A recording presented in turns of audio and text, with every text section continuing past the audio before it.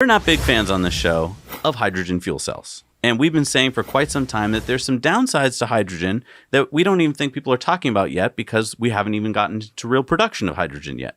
And one of the things we talked about was this. So there was a hydrogen fuel plant. I don't even know if you can call it that. I mean, you kind of think hydrogen fuel plant, and you're thinking it looks something like, like a refinery, or you're thinking of some big giant industrial, thing with all kinds of tubes everywhere. This looked just like a small industrial building that you'd have like in your town. Right.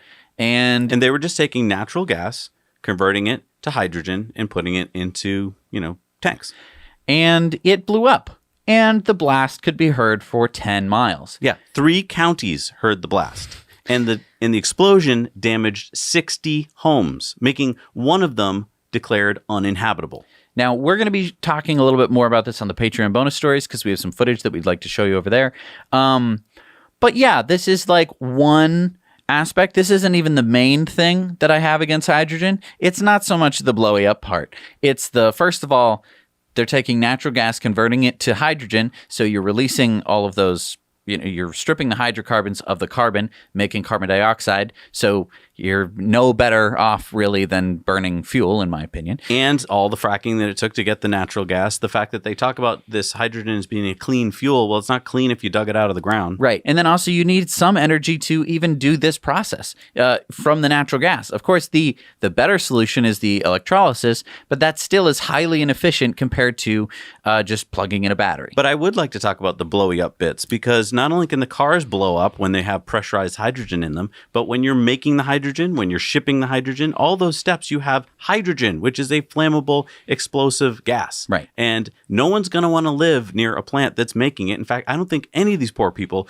knew about the fact that they were living so close. Well, they weren't even that close. You don't even have to be that close. The explosion blew out windows, blocks and blocks away. Right. And so, I mean, the thing to keep in mind here is that the explosion wasn't like throwing shrapnel and chunks of stuff, although it blew down a wall. But that isn't what knocked out these windows. It was the shock wave. Yeah. And that is the kind of shock wave that you get from a hydrogen explosion. It is very fast. Yeah.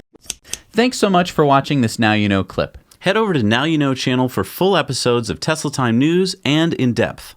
And if you want to treat yourself and your family to something amazing, check this out. Jesse and I have been enjoying Masterclass, where we've been learning all sorts of fun topics from the masters themselves. Chess from Garry Kasparov. Scientific thinking with Neil deGrasse Tyson. Space exploration from Chris Hadfield. Design and architecture from Frank Gehry. And so many more. Click the link down below to support our channel and experience what it's like to learn from the masters at Masterclass.